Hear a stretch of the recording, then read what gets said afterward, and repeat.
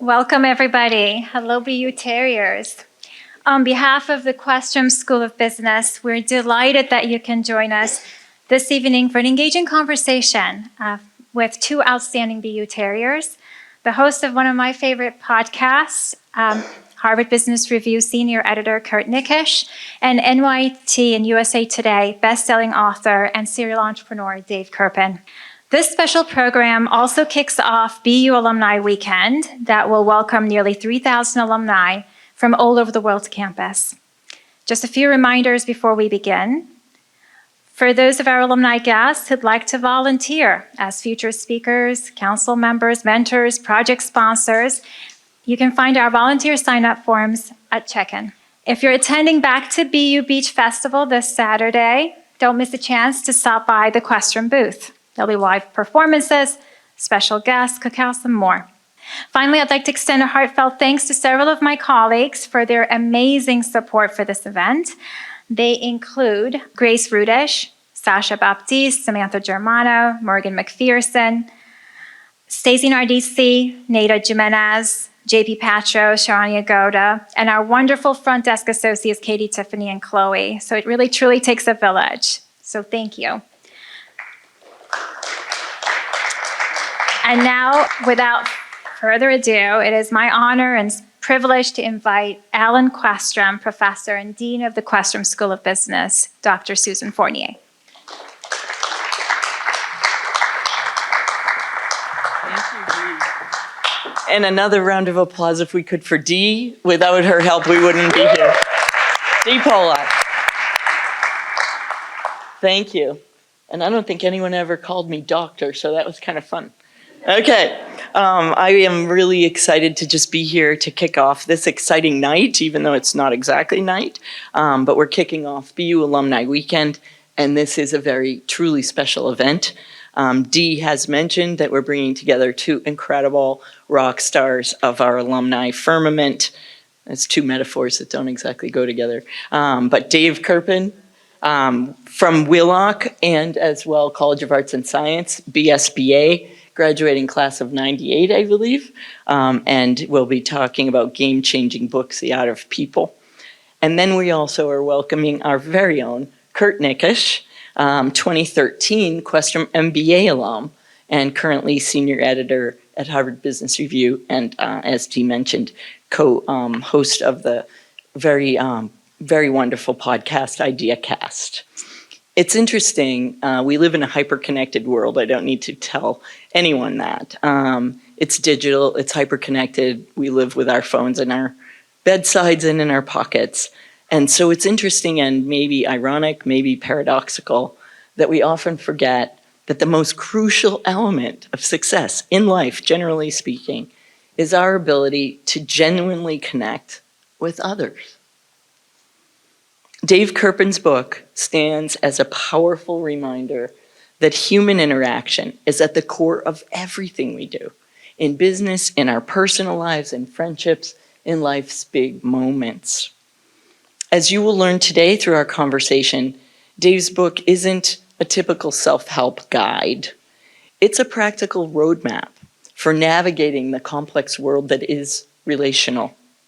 From a capacity for deep listening, to skills for influential communication, Dave will bring to life today some strategies that will resonate in the boardroom and in your homes. Whether you're hoping to land your first job, to climb the corporate ladder to another job, to build your own startup, or simply to enrich your life and your relationships, I guarantee you will leave here tonight with new insights that will help you improve your interactions with others. Now, just let me share, if I could, a few words about our moderator, the highly capable Curt Nickisch. Curt's not just senior editor at HBR and host of the podcast Ideacast, as I mentioned.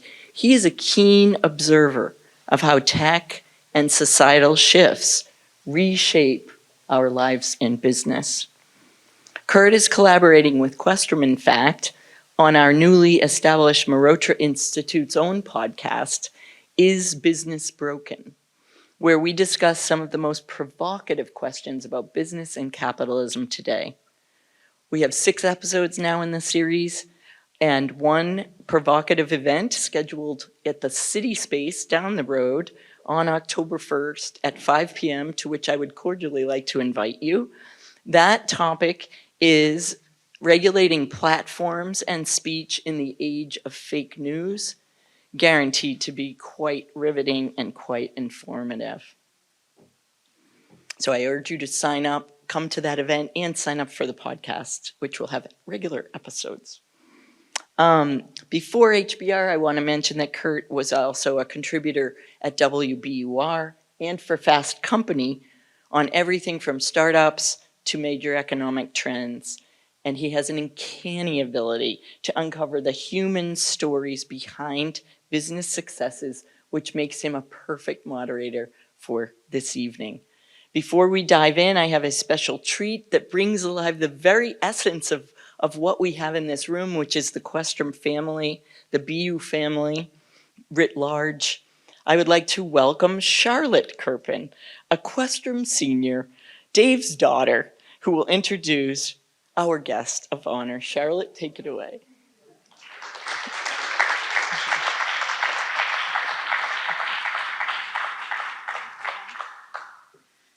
Hi, everyone. I'm so excited to be here today, not just as a current BU Questrom student, but also as Dave's oldest daughter. When I first started touring schools in the college process, I was very clear with everyone that I would not be going to BU. I said, there's no way I'm going to the school that my dad went to. That is so embarrassing. But after touring the school, I had to admit I was wrong, and I completely fell in love.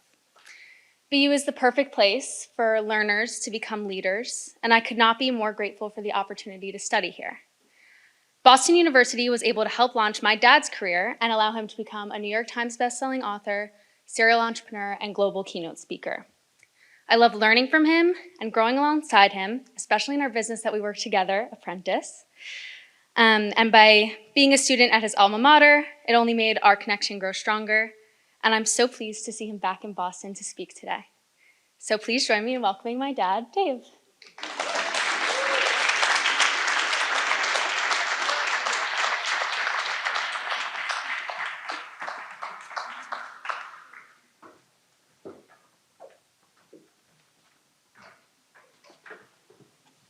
That's pretty cool. You've given me a nice life goal, to something to look forward to.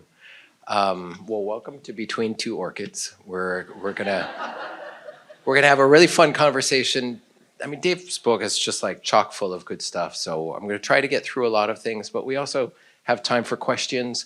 There are gonna be microphones around at the end. So think about what you'd like to ask as we go along, and then raise your hand. We'd love to get to as many questions as possible. Okay, welcome. So let me get this straight. You went to BU, then you became successful. Exactly. We can all go home now. BU, thank you. Yeah. You started companies called Likeable. You've written books about people skills. What did you learn at BU that helped launch you on your path? Yeah, so I studied education as well as psychology. And while I am not a teacher, technically, and while I am not a psychologist, technically, I learned a ton about human relations from my psychology classes here at BU. And in my education classes, I learned a lot about mentoring and coaching. And ultimately, as a leader, I've always seen my most important goal is developing people and mentoring them and bringing them up. So I am actually a teacher, as it turns out, and I am actually a psychologist, as it turns out. Yeah. And you know how to command a crowd if you can handle a classroom of early. If you can handle 20 first graders, then you can handle any crowd. Yeah. Have you ever used the clapping trick? And if you can hear my voice, clap once. Did you ever have to do that in your companies? Not in my companies, but one of the things I'm proudest of is my ability to, as an entrepreneur, to create my own schedules. And so I do visit all my kids' classes. Well, when they were younger, I used to visit my kids' classes, and occasionally, if they were talking, I would surprise their classroom teacher by doing the clapping thing. And they're like, "Oh, that's awesome. wow, where'd you learn that?" I'm like, "Be you." That's great. Kind of blue sky question here. What's the biggest misunderstanding about people skills and being a people person that you want to clear up right now? Yeah, I think the biggest misunderstanding when people think about communication is that they think about the talking part of communication, and that's half of communication. But what so many folks underestimate and don't work on is the listening part, the other half of communication. And most people think they're good listeners, but they're not. We're not. Most of us go through life not necessarily really listening. Instead, we're waiting to talk. Instead, we're thinking about what we're going to say. Instead, we're thinking about our strategy, our goals, etc. And so, in order to really be an active listener and get good at people skills, we've got to focus exclusively on the person that we're talking to and take everything else from our agenda kind of off the table. And I think a lot of people don't necessarily think that way, and I think we could all benefit from more people focused on listening skills. You wrote in The Art of People that you should listen with your eyes, not your ears. What do you mean by that? Well, listen with your ears, to be clear, but also listen with your eyes. Pay attention to everything around you. Pay attention to all the verbal cues, the tone, understand the room, understand the person that you're talking to, right? Do your research. Man, I interview so many people for various companies where people show up and they haven't done the research on me. Like, they don't know all about my company, all about my background. They don't have necessarily really thoughtful, smart questions. And they're doing themselves such a disservice.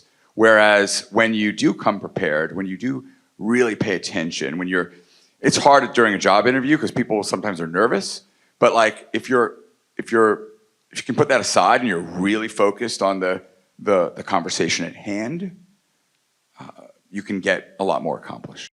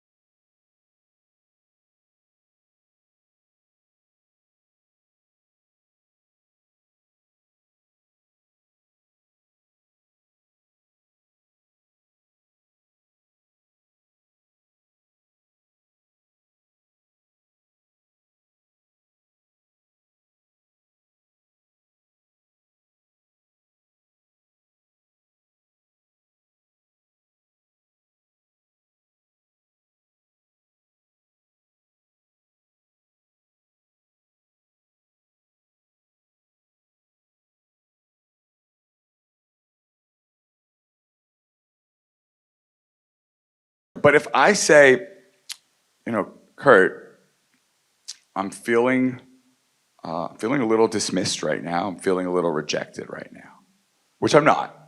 I love you. You're great. We talked last night. We did prep work. We're buds. Hypothetically. But hypothetically, if I said that to Curt or my significant other, like, she can't argue with that, right? You can't argue with that. You can only hopefully hear me and my feelings and then say, okay, I hear you, and what are we going to do about it? But even and I talk a lot about this in Art of People, like, listening is the first step, but then it's like mirroring, validating, really helping the other person feel heard. And that's super powerful. Like, a lot of people try to solve problems in relationships, but instead of trying to solve the problem, if we just help the other person feel heard, the problem ends up going away. It's like a weird, ironic twist. We don't actually have to solve the problem. We just have to help our partner or our colleague or our husband, wife, boyfriend, girlfriend, brother, sister feel truly heard. Let's dive into that word validate a little bit. there are times where you're talking to somebody and you're trying to make a point and time's limited and you're trying to get something across and you're trying to get to that solution and validating, what I hear you saying is just feels like it's not moving the conversation forward. It feels like it's going backward or you're just treading water. What do you say to people who feel that way? So I'm glad you brought that up because that has come up, even with, say, somebody that you already heard from tonight. Not to mention any names. So Charlotte. So when I think there's an authenticity and sincerity that is important, right? So when I say to validate, it's important to be authentic and sincere in that validation. And if it's robotic, then you might as well not do it. But I have to tell you, when I authentically and sincerely help people feel heard, they don't mind that it takes a little extra time, Curt. They just don't. It really works. And Charlotte's a good example. I mean, she fought me a little in the beginning on it. It was like, Dad, But when she had real issues that she came to me and talked to me about, and I helped her feel heard, she realized just how powerful it is. And I think when we all have that experience, some of us don't have that experience, even with our significant others. And it's very sad for me. It's very tragic. But I think when we have that experience of a relationship where we can just be present with someone and they can help us feel heard, that is very, very powerful. And yes, it takes a little bit more time, Curt, but I would argue that the extra time that it takes is well worth it. And even in a business situation, yes, you've got to solve a problem, but if it takes an extra 2 minutes to help everyone at the table feel understood in their position, people have a way of melting. I had a board meeting just the other night. Somebody was really argumentative about a point. And I just took that extra time to say, I hear you. You are really angry about this.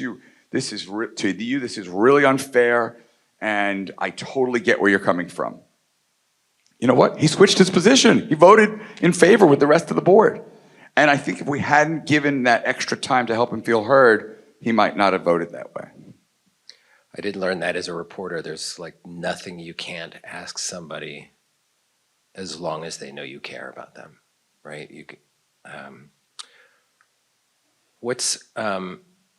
You did write in your book, and this goes against everything you've been saying, and it's also very interesting that we have a New Yorker here saying, slow down, take your time in conversations.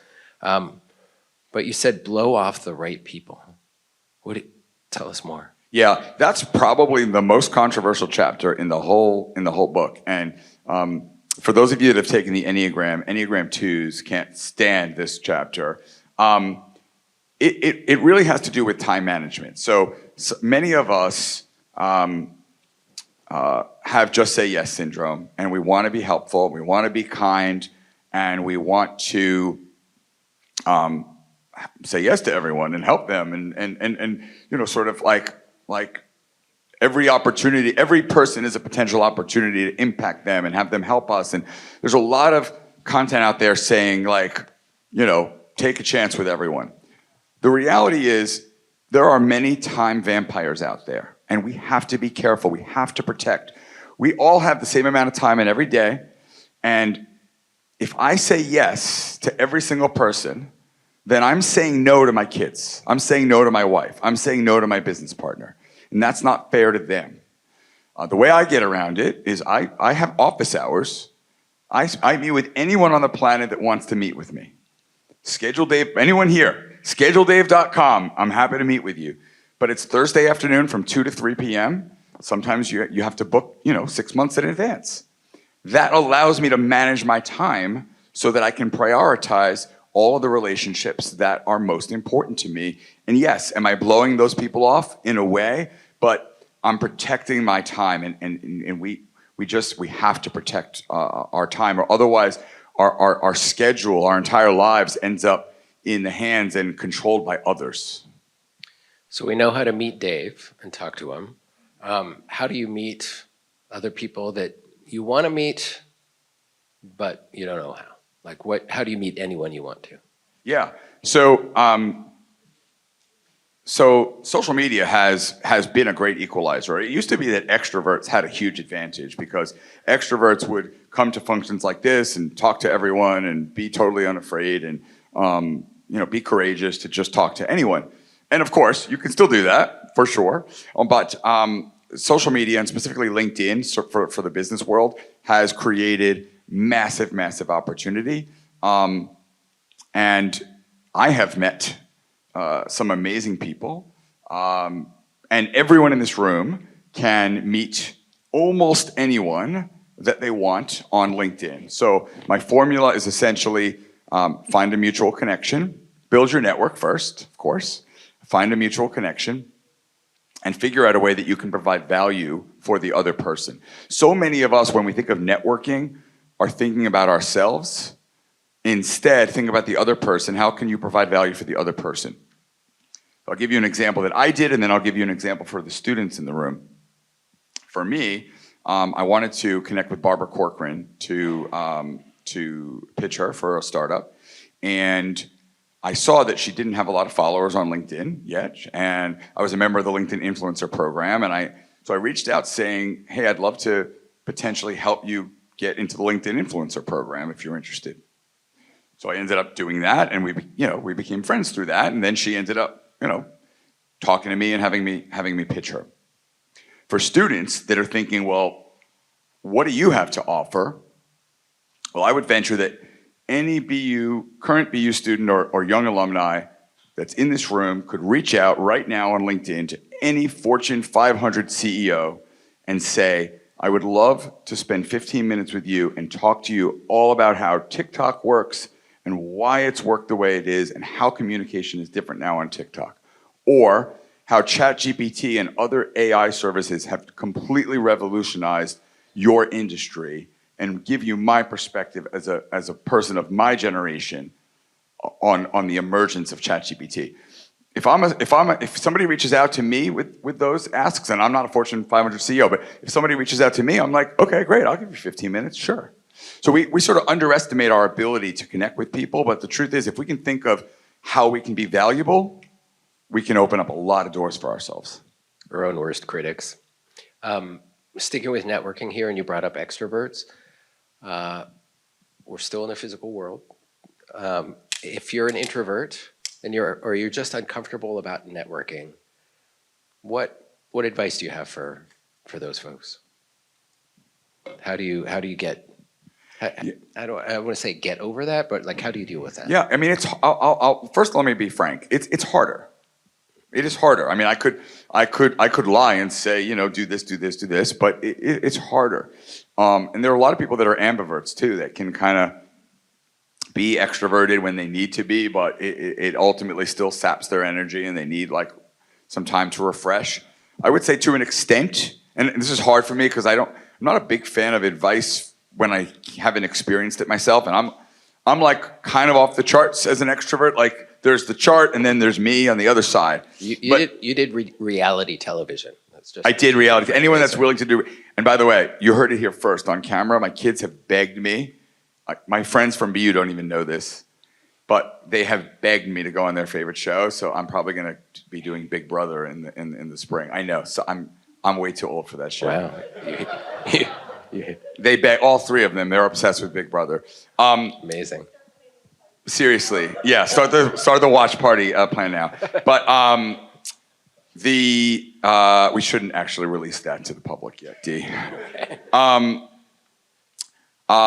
I mean, to an extent, online can help, right? So if online is easier for you, leverage online, leverage LinkedIn, leverage Zoom. You don't have to meet people in person anymore. There are so many people at this point that I have connected with, hired, done business with, that I have never met in the physical world.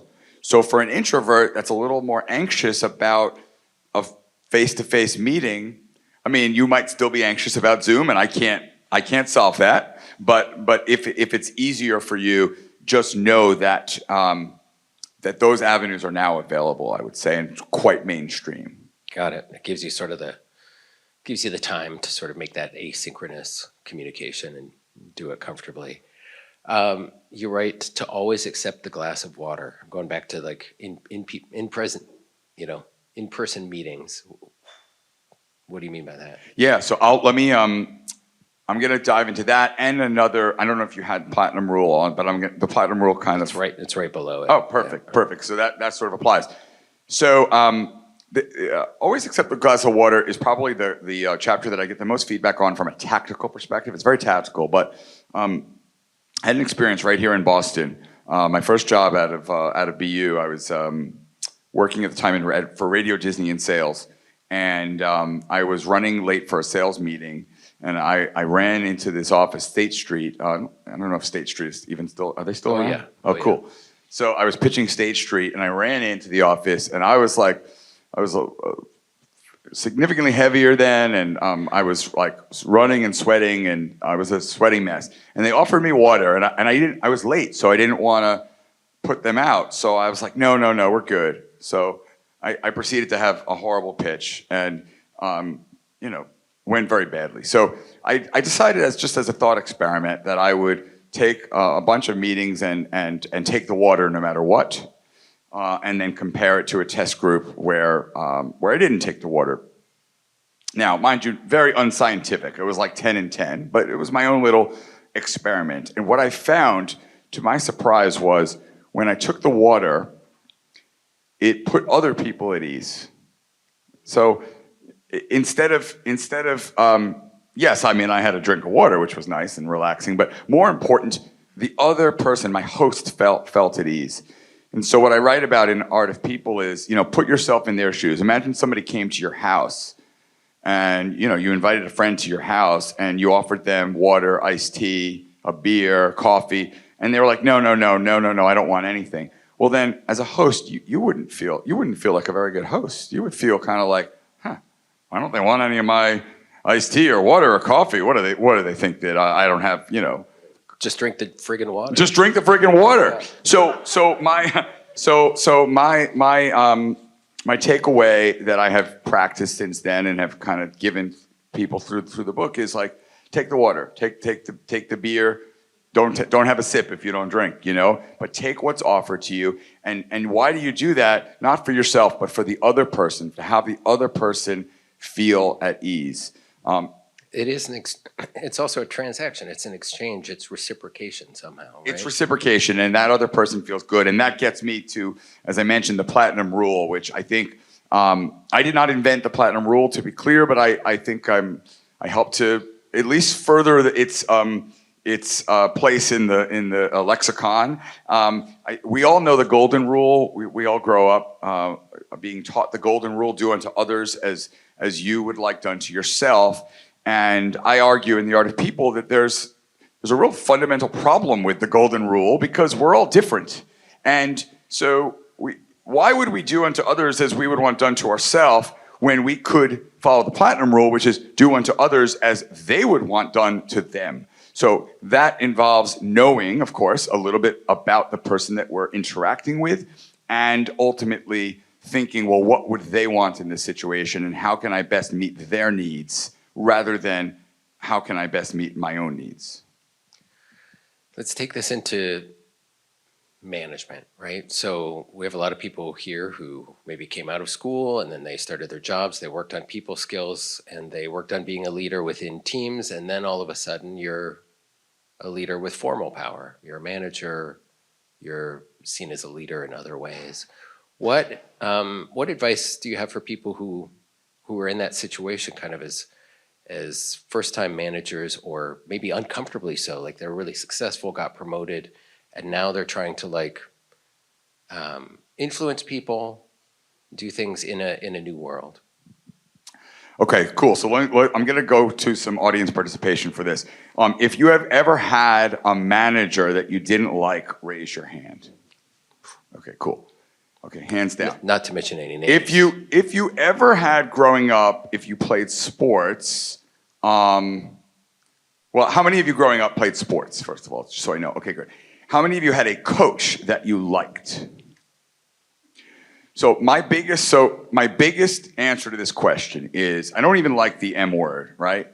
And instead of seeing ourselves as managers, because people don't like their managers ever. Like, no one likes to be managed, and I'm not going to say no one likes their manager, but people don't, in general, we saw, people often don't like their managers, but people do like their coaches, and people do like to be coached. So my answer is, a new leader, and technically a new, quote, manager, can kind of shed themselves of that hat, put on their coaching hat, and see yourself as a coach. The goal of a manager is to manage things. The goal of a coach is to optimize performance, to be a cheerleader, to help your team get to the finish line, to help your team succeed. And so if we had a little bit less managing and a little bit more coaching out there, I think we would be a lot better off. It's interesting, like European soccer teams, they call their coaches managers. So they're not afraid of the M word over there. Choral, for all the non-athletes, choral directors. There you go. There you go. I like it. You're bringing all the voices out. Can you still use the paradox of persuasion then as a manager? Maybe you have to explain that term. As a coach, as a coach. Yeah, I mean, the idea is, again, that people want to feel heard and listened to, and you can get an awful lot done when you really are present with someone and meet their needs. Everyone wants to feel happy and successful, right? They don't want to feel like they're being told what to do. They want to feel like they're finding their own path to happiness and success. So if I'm a leader, my goal is to figure out what my team wants to accomplish and how I can help them get to that goal. That goal might have nothing to do with my business, right? It might be, how can I get to a path to have this opportunity at this other company, or I want to write a book, or I want to meet somebody, whatever it is. Like, if I show them that I care about them as a human being, then they're gonna end up wanting to do the work and wanting to accomplish things for me. You also give people titles, it sounds like. I read in the book that you gave Charlotte, when she was a child, the title of President of Table Clearing. And she... Can you talk a little bit about your philosophy of recognizing people with leadership titles? Yeah, I think titles, first I'll say that I realize that in the corporate world it's very different, right? I'm an entrepreneur. I build businesses that have a little more flexibility. If you're working for a big corporate, you can't necessarily change the entire job title kind of structure, all right? So I get that caveat. With that caveat in mind. Sometimes they let you change the title, but not the number. Right, yeah, right. But with that caveat in mind, I would say that titles matter, and people like to feel important. And I don't have any junior anythings at any of my companies. I would never call somebody a junior something or an assistant. Like, I don't get that, for example. I think people like the autonomy and the feeling good about and proud of their titles. So I mentioned, we talked before about the Enneagram, which is my favorite personality assessment system. So it really gets to, and there's an Enneagram test in the book, for example, or I can give you a free one if you email me. Enneagram gets to core motivation. And so some people are motivated by titles more than others. Charlotte is an 8, which she is driven by power as her core motivator. So yes, she likes the power of being the president of table clearing, and we needed to get her to clear the table one way or the other. Okay, that's good. That's good. I got to ask about cultural differences. It is a global business environment. You did a lot of work also with Europe, with a lot of your companies. Maybe as a closing question before we go to the crowd for everything else. What's your philosophy for, you're an American, you're running an American business, but what's your philosophy for crossing cultural differences when you do business? Yeah, so if I could go back, first of all, I would say that, we talked last night about how we learn more from mistakes and failures than we learn from successes. And thankfully, I've learned a ton because I've had lots and lots of mistakes and failures along the way. It's ironic that I've learned about this mistake through the success, the book has actually been very successful in Europe and Asia.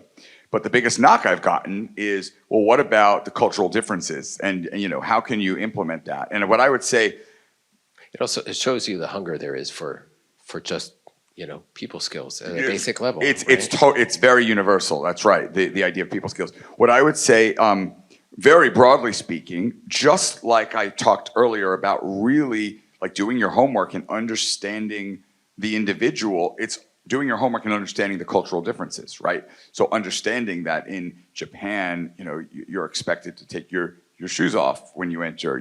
It's very insulting if you don't. Understanding what the cultural differences are, and then respecting the differences, obviously, and then making sure that in our interactions, we are taking that into account. So preparation and platinum rule kind of coming back to the fore here. Platinum rule. And ultimately, of course, we have to be careful with generalizations, but the more we understand our audience, whether it's an audience of 1 or an audience of 20,000, the more we understand our audience, the better we can deliver the goods. Great. Let's bring all of you into the conversation now, and raise your hand if you'd like to ask Dave a question. We've got hands in the back, hands down here in the front, in the middle. We'll get to you. We'll maybe start here in the front. What was the hardest part of writing this book, and how did you overcome that? I just have to show that was an amazing question. It was one sentence with a question mark at the end. Bravo. Thank you. All right. See, Kurt's done this before, and he's experienced we want to, yeah. Got it. We want to. Well, I'll go back to my very first book. So this was my 4th. I've done 5. My first book was the hardest thing I ever did in my career until I raised VC money. But for a long time, it was the hardest thing I ever did in my career. And what ultimately my answer when I talk to authors and aspiring authors is, what I did was I wrote every single day. I scheduled 5 minutes a day to write. Some days I stared at 5 minutes a day to write. All right. I got it. All right. I scheduled from 9:00 a.m. to 9:05 a.m. to write every single day. That gave me less pressure. There were some days where I would stare at a blank screen for 5 minutes, and then I would be done, and I would be moving on. There were other days where I was feeling it, and I wrote for 5 minutes, and guess what? Here's the cool thing about scheduling a 5-minute meeting from 9 to 9:05. Nobody else was booking. The 9 a.m. hour. The 9 a.m. hour. 9 to 9:30. So there were some days where that 5 minutes became 30 or 60 or 90 or 120. And day after day, I did that over and over and over again, and eventually I had a book. And then, by the way, it didn't get that much easier with books 2, 3, 4, but I had already gotten the process down. My other secret was co-authors are really good. That's great. Another question. Thank you. I was going to comment, but I won't, so I'll just go straight to the question. Yeah. Orange is obviously your brand. Can you talk about the genesis of that? And then Curt coordinated the software. That's a happy coincidence. No, I knew about his orange, so I didn't. I just noticed that. Love the shout out, Curt. Very nice. I also have orange. We actually have very similar socks. It's the platinum rule in action here, I think. It's the orange rule. So orange is the most positive, persuasive color, but that's a justification after the fact. The truth is, I happened on it. Our first company had a blue thumb as a logo. It was a social media marketing company. And our attorney said, that blue thumb looks an awful lot like Facebook's logo. We really think you should change that. And we had our designers mock up a bunch of different logos, and an orange thumb won. And I fell madly in love with orange. Then I started wearing orange shoes, and I had about 12 pairs of orange shoes at the time. And a couple years later, when I was fundraising, sorry for the long story, but it's a good story. I was fundraising for a software startup, and I was trying to get a hold of this VC. And I actually booked a ticket to this conference in New York, $1,000 I spent because I saw he was speaking at the conference. And I tried all day to meet him, and every time he appeared, there was like a line of like 30 entrepreneurs trying to meet him, and I was like so bummed. I spent the entire day without being able to meet the guy. I was online at the cocktail hour at the end of the day to get a drink, and all of a sudden I heard, I need to meet the man wearing those mother effing shoes. And I looked up, and there he was. He had sought me out in a room full of entrepreneurs looking to pitch him. He wrote me a $250,000 check the next week, and I've worn orange shoes every day since then. That's amazing. I love it. There was one question there in the back. Yeah, and then I think there was another one down here in front. I see so many. Your comments about coaching versus managing. Hold that microphone up a little closer. Yeah, your comments about coaching versus managing spoke to me in a way. I wanted to see if you could comment on reconciling the fact that very often in large corporations, a good manager will be a coach, but the top executives above them judge you by your management and expect you to treat people as interchangeable parts, widgets. And my favorite quote from an executive above me once was, "The graveyard is full of indispensable people." So he did not necessarily think, or many people I've encountered in my career thought that way when they got to the top. So how do you deal with that when you're in middle management and you're trying to sort of do what you know you should do as a manager of people, but you're being judged in a completely different way? Yeah, great question. I think it's a two-part question. Again, I'm going to share the caveat that I have only been in the corporate world for a brief time, and it was not for me. With that caveat in mind, I would say two things. One is, with respect to your relationship with the boss, is manage up, right? So I have a chapter in Art of People about managing up. It's essentially the platinum rule for the relationship with you and your boss. So understanding what your boss needs to see, whether it's certain numbers or certain results or a cup of coffee that you bring him, or letting him leave early to watch the game, whatever it is, understanding really what makes your manager tick and helping in using your communication style based on him. So like I said, sort of platinum rule for your boss. The other thing I would say is, with respect to your management of your team and your coaching of your team is, what I would try to do is like build the camaraderie amongst the team, almost like an us versus them thing. Like, look, here's the reality. We got to hit this number. I got to hit this number. I need your help. I don't care how we get to the number, but we got to figure out how can we get to this number to make Mr. Big Bad Boss Man or Mrs. Big Bad Boss Woman happy. At the end of the day, my guess is that the boss will be most moved by your hitting that number, however you do it, and probably not even give a shit about anyone on the team. But that's your job to give a shit about the team and sort of like prove that you can get both done. Sorry you have a bad boss also. Yeah, thank you. We've got it. Let's take this question. Yeah, either here or here, yeah. All right. Who's been your favorite coach, and what have you learned the most from them? Cool. Like actual coach that I watch in sports, or like my coach? Either a personal one or someone you've watched on TV or... So, I will tell you a story. It's a really good one. It's a little bit long also. It's not in the book. Okay. I don't think it's in the book. I think it happened after the book. I was on a plane for Boston, actually.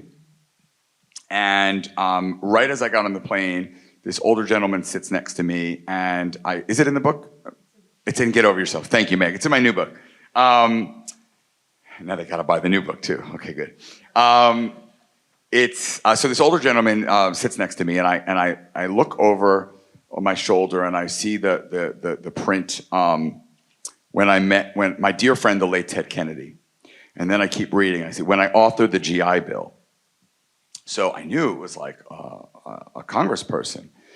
And again, being like somebody that's always going to leverage an opportunity to meet somebody and to network, I said, "Hey, great to meet you. My name's Dave Kerpen." And he said, "Great to meet you. I'm Frank Lautenberg."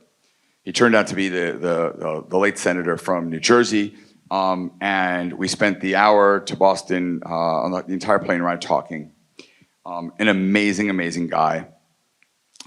He had a 25-year career in the Senate. wrote the No Smoking on Airlines bill,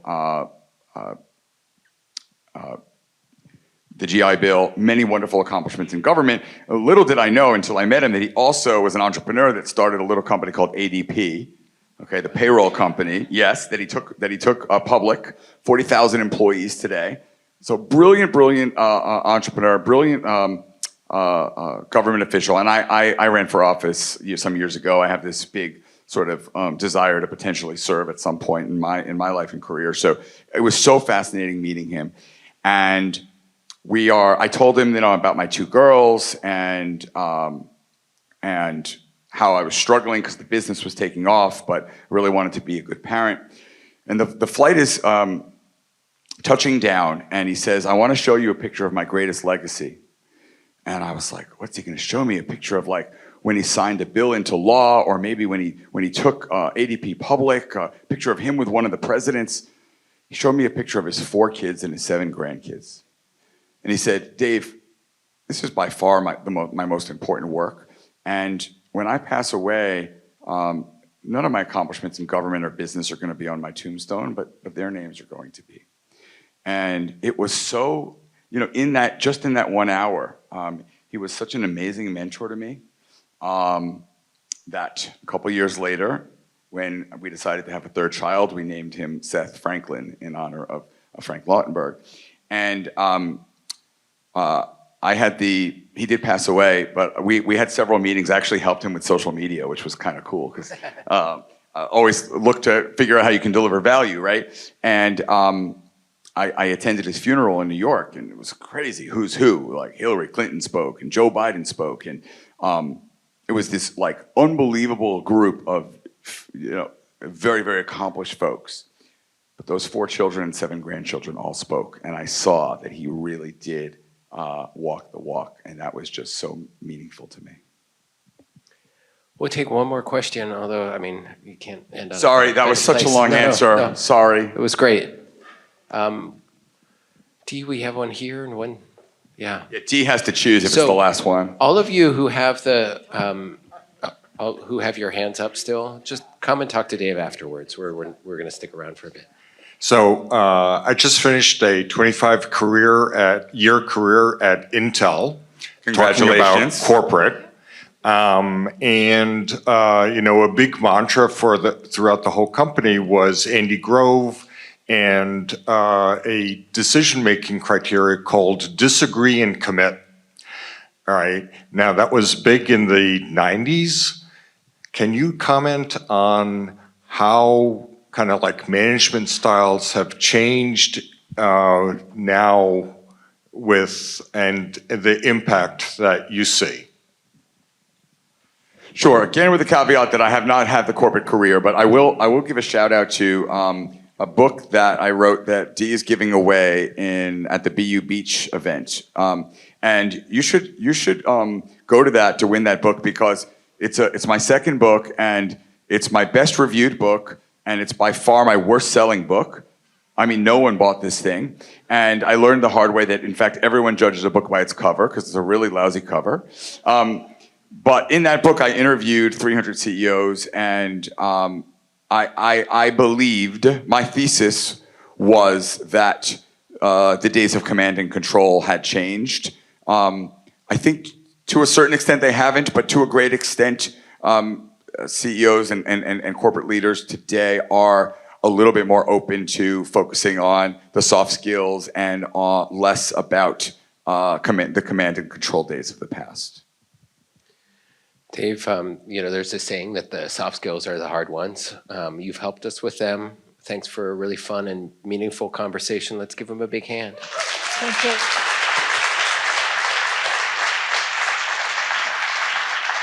Thank you, and thank you to my amazing moderator, Curt. Let's give him a hand.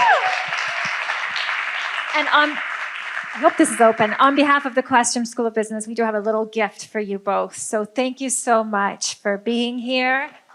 Thank you.